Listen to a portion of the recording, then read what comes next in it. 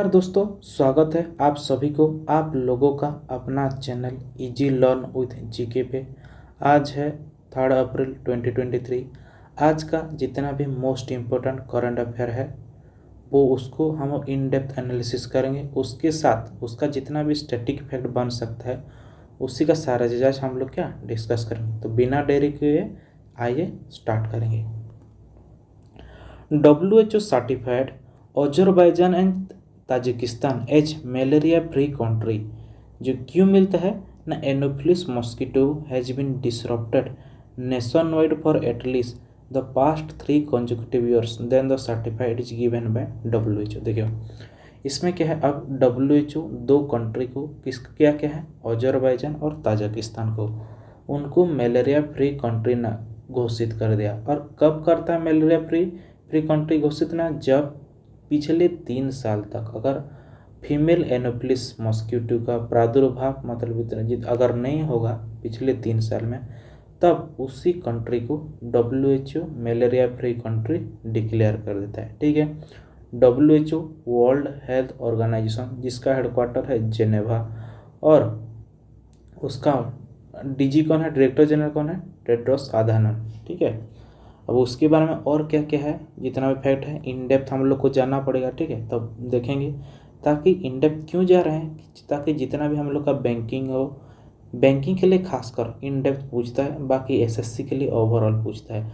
अगर एसएससी के लिए आप लोग पढ़ रहे हो तो पूछेगा कौन सा 2 कंट्री को आप रिसेंटली WHO ने मलेरिया फ्री कंट्री घोषित किया तो आप लोग क्या लिखोगे, मतलब आंसर क्या करोगे, दोगे तो वहाँ पे आप क्या दोगे, अजरबैजान एंड ताजिकिस्तान को उसको मलेरिया फ्री कंट्री घोषित किया है। अजरबैजान जिसका कैपिटल है बाकू, ताजिकिस्तान का कैपिटल क्या है, दुशानबे। ठीक है, अब इन डेप्थ अब देखेंगे क्या है। तो अब देखते हैं क्या है कि Azerbaijan and Tajikistan have been clarified as the malaria free by the WHO for having eradicated malaria in their territory after making a consistent century-long effort to eliminate it. Azerbaijan reported its last case locally transmitted Plasmodium vivax malaria in 2012 and Tajikistan 2014। तो Azerbaijan अपना last जो malaria कब किया था ना, 2012 में दिखाया था, और ताजिकिस्तान 2014 में दिखाया था। तब फिर भी 12 से पूरा दिखाया, पहला बार दिखाया था। ठीक है, मतलब लास्ट टाइम जो हुआ था, लेकिन फिर धीरे धीरे कभी कभार आ जाता था, फिर डाउन हो जाता तब। लेकिन अभी पिछले अब 3-4 साल जो है पूरा कंटिन्यूसली वहाँ पे मलेरिया पेशेंट मतलब कोई भी एनोफिलिस मॉस्किटो पाया नहीं गया। उसी के वजह से WHO ने अपना सर्टिफिकेट उसको दिया। समझ में चीज, विद द डिक्लेरेशन WHO का इसी डिक्लेरेशन की वजह से क्या हुआ, WHO है certified 41 country and 1 territory as malaria free including 21 country in the European region. तब टोटल कितना, 41 कंट्री। अभी तक WHO ने कितना कंट्री को मलेरिया फ्री कंट्री किया है ना, 41 कंट्री और एक टेरिटरी। ठीक है, जिसमें से यूरोप का 21 कंट्री उसमें भी शामिल है। ठीक है, the accomplishment of Azerbaijan and Tajikistan are made possible persistent investment and the dedications of the health workforce as well as the targeted prevention, early identifications and treatment of all malaria cases। ठीक है, the WHO European region has now become 2 step closer। कौन सा है, WHO जो European region है 2 step closer to become the very first fully malaria free region in the world। अब 2 step मतलब उसका 2-3 कंट्री और हैं जब अभी तक आए नहीं है मलेरिया फ्री, तो अब दो स्टेप दूर है। अब रीजन बोल रहे हैं ना, पूरा एक कॉन्टिनेंट को वो दिखाएगा क्या, मलेरिया फ्री। समझ में चीज, तो वही है उसका न्यूज। उसके बाद अगर आप स्क्रीनशॉट रखना चाहते हो तो स्क्रीनशॉट आप ले सकते हो। ठीक है, Humza Yousaf sworn in as Scotland first minister, Scotland first Muslim leader. अब देखते हैं स्कॉटलैंड का, देखिए अब फर्स्ट मिनिस्टर जो है, ठीक है, ये first minister first prime minister है। ठीक है, तो थोड़ा सा इसमें प्रिंटिंग मिस्टेक है, तो जो फर्स्ट मिनिस्टर ना के फर्स्ट हम लोग का उसका क्या हो जाएगा, PM हो जाएगा। ठीक है, तो हमजा यूसुफ स्कॉटलैंड का पहला मुस्लिम लीडर एज किस हिसाब से PM बना। ठीक है, Pakistan origin Hamza Yusuf, the new leader of Scotland National Party, was legally sworn as the new First Minister of Scotland. Court of Section जो कि Edinburgh. Humza Yousaf is the first Muslim to lead democratic western European nations. Humza Yousaf किसको succeed किए ना, Nicholas sturgeon को, जो कि पहला और जो कि फॉर्मर फर्स्ट मिनिस्टर स्कॉटलैंड के थे, who resign the from the post of 2023. ठीक है, तो अब स्कॉटलैंड का फर्स्ट मिनिस्टर या फिर पीएम के ओहदा तो उसमें दिया जाता है पूरा ओहदा. तो अब फर्स्ट मिनिस्टर या फिर अब नया पीएम कौन बना ना, हमजा यूसुफ. तो हमजा यूसुफ कहाँ से, कौन सा कंट्री से बिलोंग करते हैं, उनका वो पाकिस्तान ओरिजिन है. ठीक है, उसके बाद में स्कॉटलैंड जाके बस गए, उस पर उधर सारा चीज़ डिप्लोमेटिक पॉलिटिक्स सारा पढ़ के वहाँ पे उसका लीडर बन गया. अब स्कॉटलैंड का ये पहला मुस्लिम लीडर है जहाँ पे फर्स्ट मिनिस्टर बन रहा है. ठीक है ना. SpiceJet CMD Ajay Singh take over ASSOCHAM president. अब स्पाइस जेट का CMD chairman and managing director, जिनका नाम क्या है, चेयरमैन का जो हम लोग का क्या है CMD chairman and managing director कौन है, अजय सिंह. अभी रिसेंटली एसोचैम का वो उनको प्रेसिडेंट बनाया गया. ठीक है, एसोचैम मतलब एसोसिएट्स चैम्बर ऑफ कॉमर्स. ठीक है, अब थोड़ा डीप इन डेप्थ जा रहे हैं. ठीक है, अजय सिंह जो कि chairman and managing director of किसका, स्पाइस जेट, वो टेकन ओवर क्या, president of associate chamber of commerce and industry of India, ASSOCHAM जिसको बोला जाता है. इंडिया का ये क्या है, oldest apex chambers. Ajay Singh ने किसको सक्सीड किया ना, सुमन सिन्हा, चेयरमैन जो सीईओ थे अब रिन्यू. ठीक है, whose tenure as chairman of ASSOCHAM has ended on 28 March को उनका खत्म हो गया. तो अब नया कौन बने ना, अजय सिंह बने. ठीक है, तो ये प्रेसिडेंट, अब देखिए ASSOCHAM associate chamber of commerce and industry of India, president कौन है, अजय सिंह. हेडक्वार्टर कहाँ पे है, न्यू दिल्ली. एस्टेब्लिश कब हुआ था ना, 1920 को. ठीक है, अब अगर वाइस प्रेसिडेंट पूछेगा एसोचैम का, अगर वाइस प्रेसिडेंट पूछेगा तो अब ये नया आ गया है. ठीक है, संजय नायर. संजय नायर को अब क्या है, एसोचैम का वाइस प्रेसिडेंट कौन है, संजय नायर. ठीक है, तो इसमें 2 क्वेश्चन पूछ सकते हैं. अब अगर पहला स्क्रीनशॉट ले लो. ठीक है, इसमें क्या पूछ सकता है, अब एसोचैम का नया प्रेसिडेंट कौन बना ना, अजय सिंह. एसोचैम का वाइस प्रेसिडेंट कौन बना ना, संजय नायर. ठीक है, एसोचैम एस्टेब्लिश कब हुआ था, 1920 को. हेडक्वार्टर कहाँ पे है, न्यू दिल्ली. अब जो अजय सिंह हैं वो उन किससे रिप्लेस किए ना, सुमन सिन्हा जी को रिप्लेस किए एज ए चेयरमैन के हिसाब से. ठीक है, Arunachal Pradesh sign MOA with CPSU to set up 5 hydro power plant. ठीक है, अब इसके बारे में थोड़ा इन डेप्थ देखते हैं. देखिए MOU और MOA अलग अलग होता है. ठीक है, MOU member of understanding, MOA member of agreement. ठीक है, सॉरी मेंबर नहीं, मोमेरेंडम ऑफ एग्रीमेंट और मोमेरेंडम ऑफ अंडरस्टैंडिंग. अब देखते हैं इसके बारे में क्या है. ठीक है, अरुणाचल प्रदेश जो कि कैबिनेट, अरुणाचल प्रदेश जो कैबिनेट को कौन, पेमा खांडू हेड किए. Approve the propose signing off the MOA memorandum of agreement with the 2 central public sector undertaking. ये जो CPSU है ना, उसका अगर फुल फॉर्म पूछे क्या है, सेंट्रल जो है ना, सेंट्रल पब्लिक सेक्टर अंडरटेकिंग. ठीक है, टू हैंड ओवर 5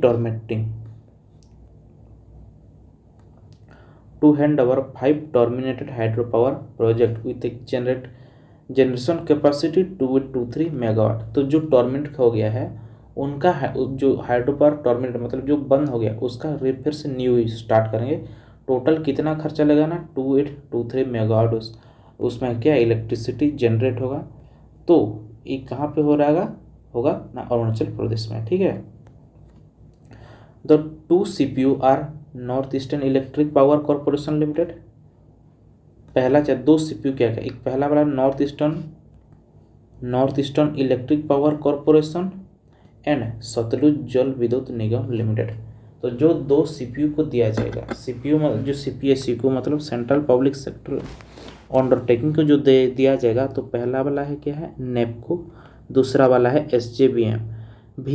तो नेपको का फुल फॉर्म क्या है, north eastern electric power corporation limited. And SJVN का क्या है, सतलुज जल विद्युत निगम लिमिटेड.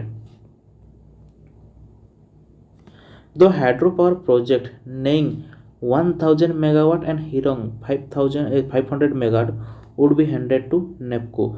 तो नेपको टोटल ये 1500 का करे, 1500 मेगावाट का करेगा, जिसमें से 1000 मेगावाट कहाँ पे करेगा ना नेयोंग पे करेगा, 500 मेगावाट का कहाँ पे करेगा ना हिरोंग पे करेगा। ठीक है, ठीक उसी तरह से SJVN इमानी का 500 मेगावाट करेगा और अमूल्यन वो 420 मेगावाट का करेगा और मिनोदन का वो 400 मेगावाट इस दर पे करेगा। वुड बी हैंडेड ओवर क्या SJVN को हैंड किया जाएगा। ठीक है, तो 5 प्रोजेक्ट्स वुड रिक्वायर इन्वेस्टमेंट और टोटल ये 5 प्रोजेक्ट के लिए टोटल कितना खर्चा हो रहा है ना, टोटल कॉस्ट अगर देखेंगे तो टोटल 40,000 खर्च हो रहा है।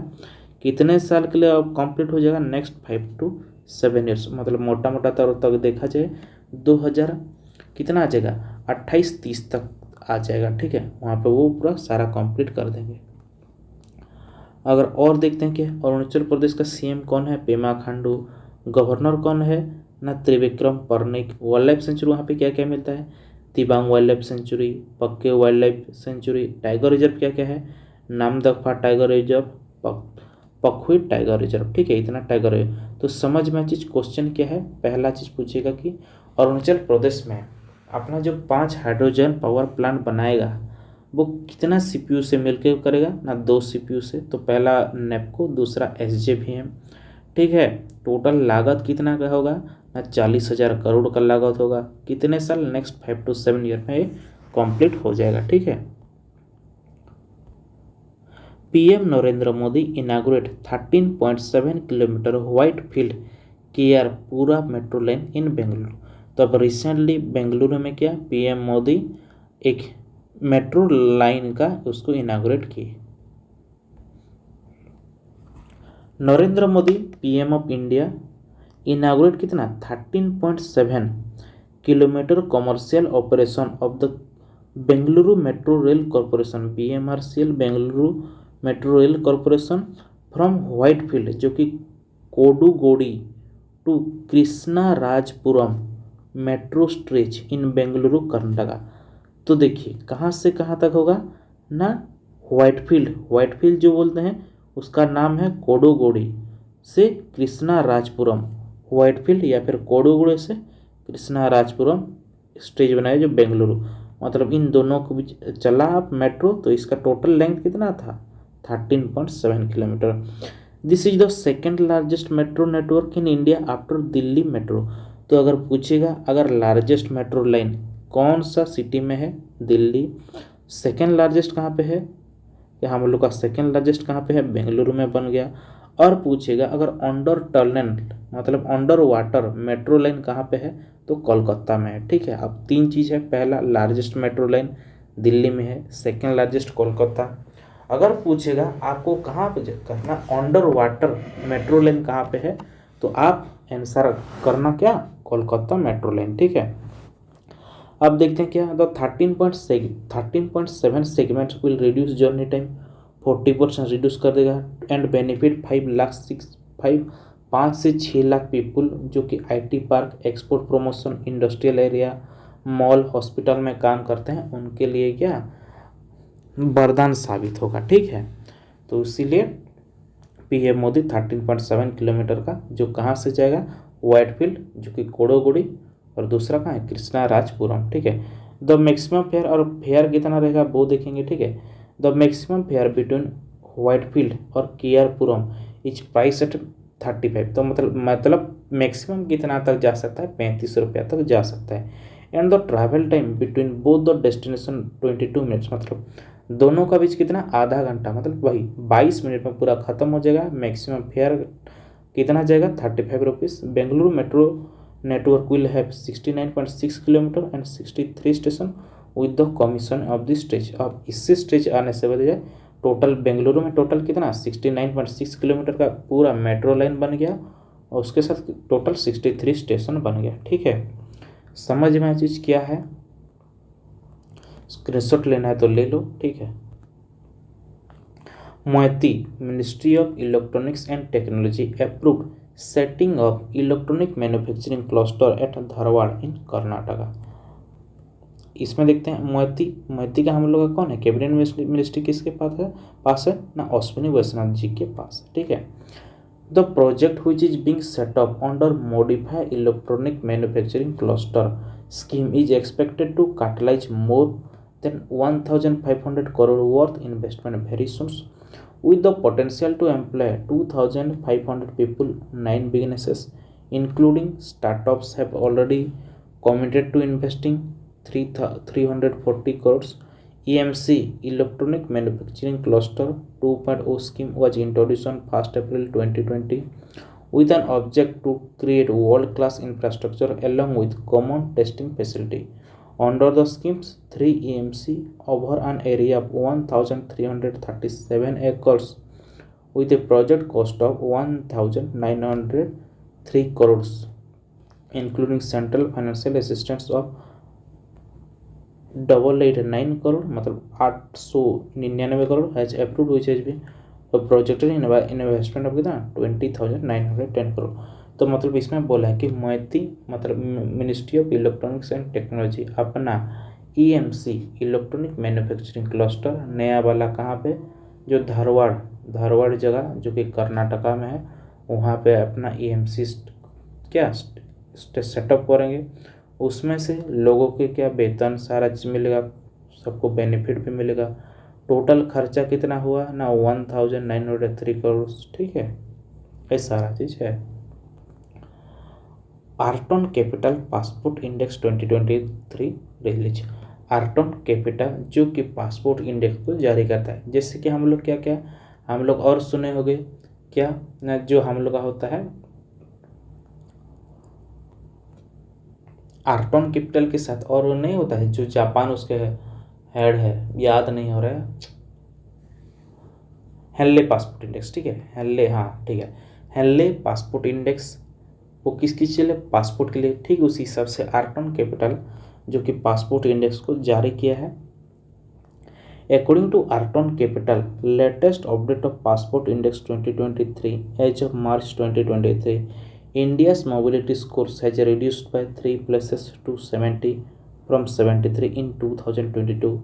India's individual passport power rank also fell by 6 places to 144 out of 199 country. India ranked 71 in the global passport power rank 2023 due to MS70. UAE ranked first in both the global passport power rank and individual passports power rank with a mobility score of 181. Afghanistan is rank last in both cases, ठीक है। अब देखते हैं क्या है। अब दो चीज़ होता है, जो आर्टन कैपिटल है दो चीज़ के लिए अपना पासपोर्ट का रिलीज जारी किया, पहला इंडिविजुअल के हिसाब से, दूसरा ग्लोबल के हिसाब से। तो इंडिविजुअल हो या फिर ग्लोबल हो, दोनों में यूएई टॉप किया है, ठीक है।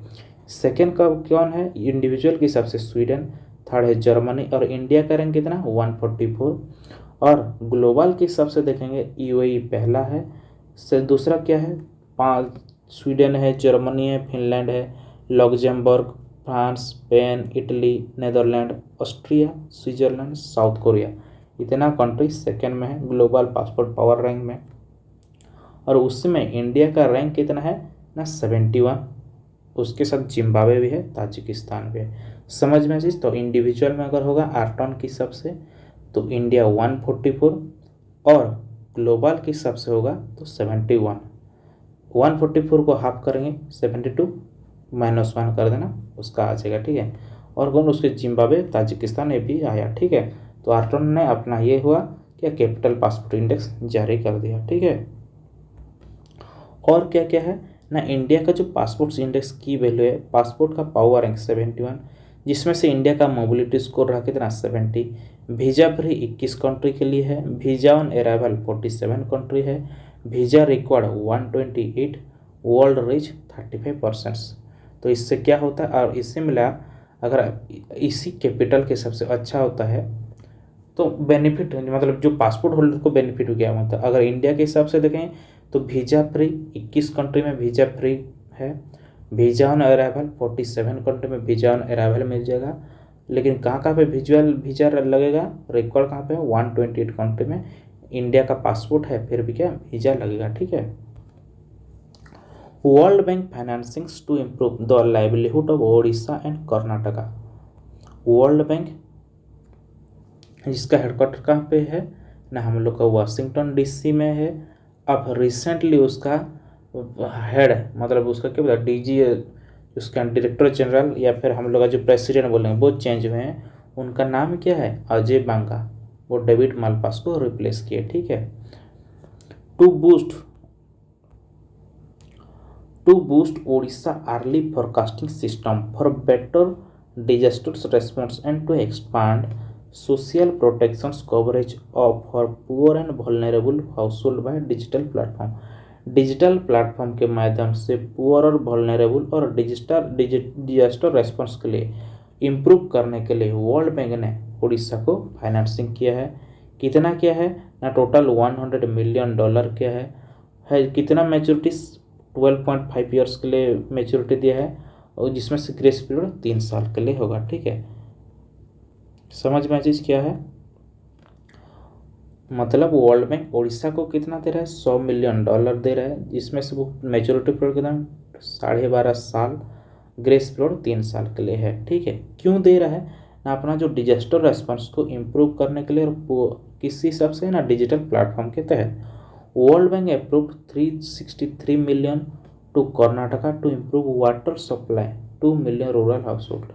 2 मिलियन लोगों के लिए वाटर सप्लाई इम्प्रूव करने के लिए वर्ल्ड बैंक ने कर्नाटका को कितना पैसा दिया, $363 million.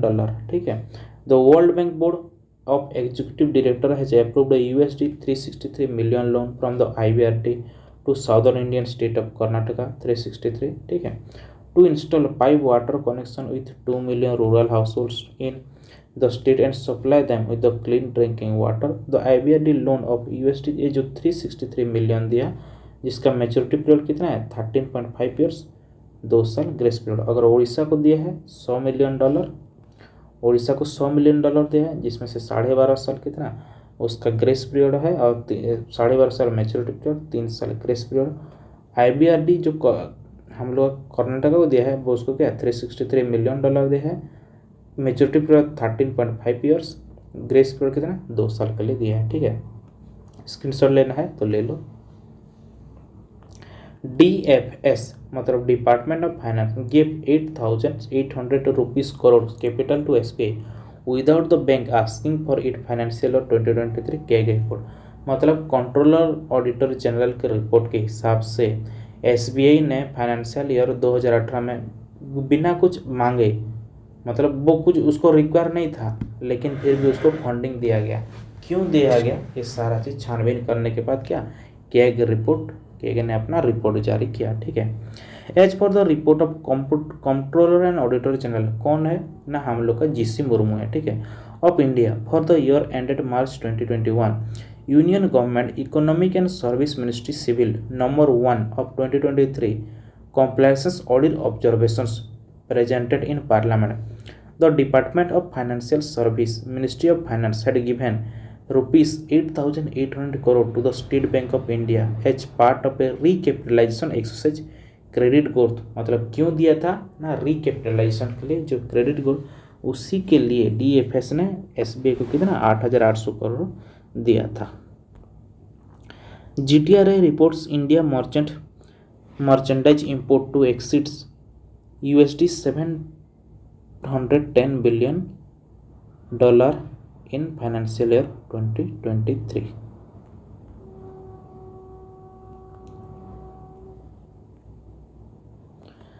According to a report by the economic think tank Global Trade Research Initiative, India's merchandise import for the financial year ending March 2023 are projected to $710 billion, up from $613 billion, total 15.8% increase over last year. मतलब इसमें बोला गया कि इस साल India का जो import है पिछले साल के हिसाब से 15.8% बढ़ा है। मतलब पिछले साल हम लोग टोटल जो इंपोर्ट किए थे $613 बिलियन का सामान इंपोर्ट किए थे, लेकिन इस साल जो फाइनेंशियल ईयर मतलब 2022 से लेकर 2023 तक जो था उससे फाइनेंशियल ईयर में टोटल कितना हम लोग किए ना, $710 बिलियन का उसमें क्या खरीदारी किए, इंपोर्ट किए। ठीक है, अब देखते हैं कौन सा प्रोडक्ट में कितना ज़्यादा खरीदारी किए।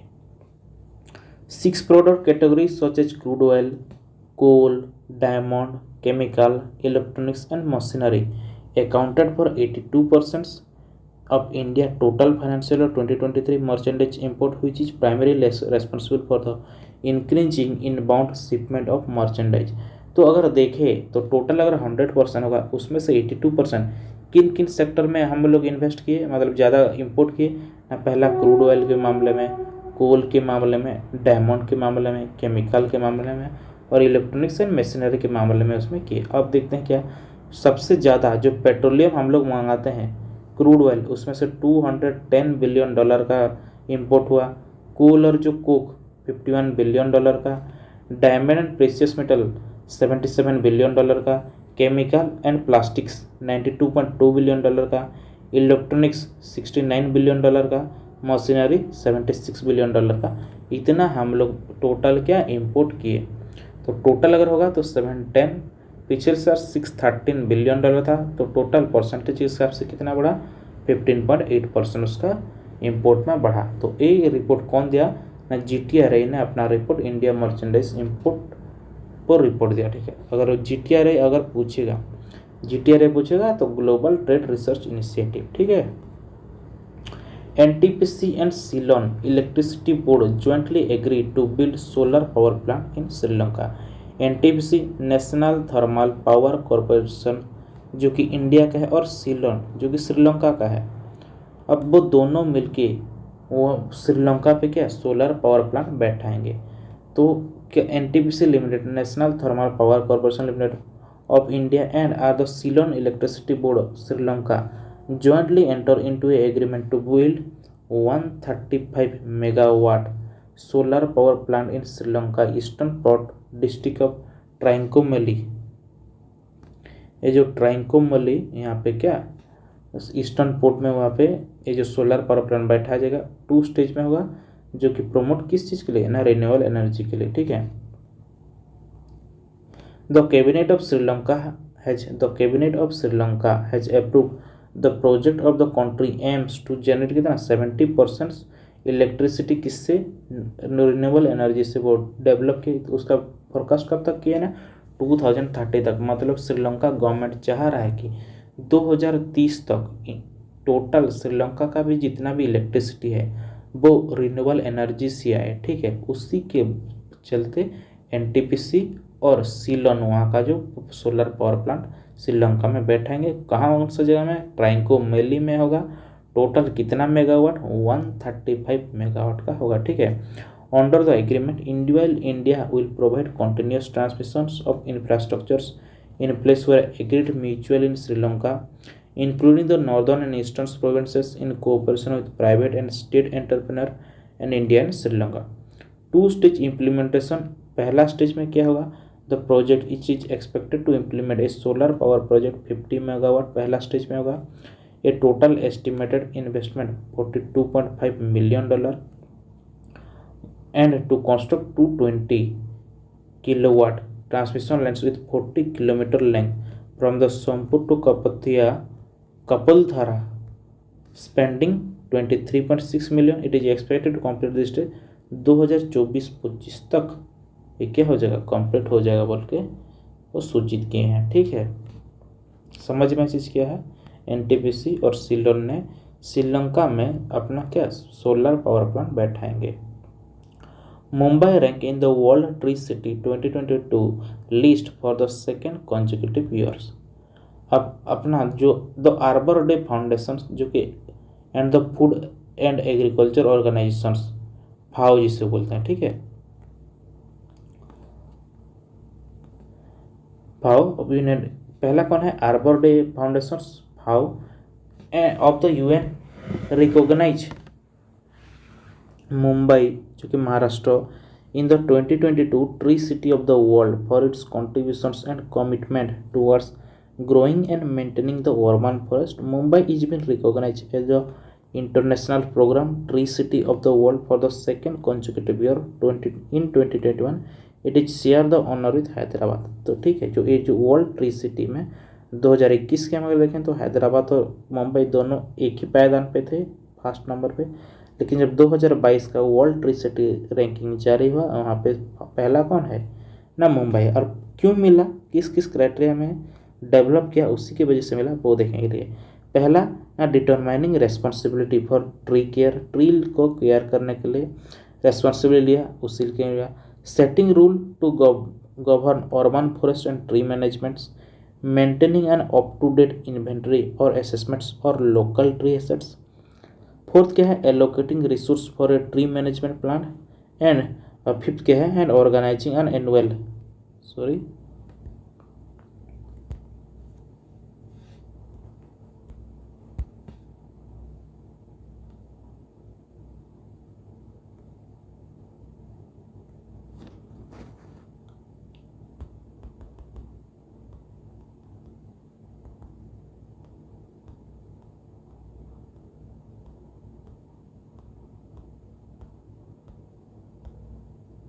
तो ठीक है, आज का यहाँ तक रखते हैं। ठीक है, थोड़ा सा इशू हो गया, तो मिलते हैं कल। जय हिंद।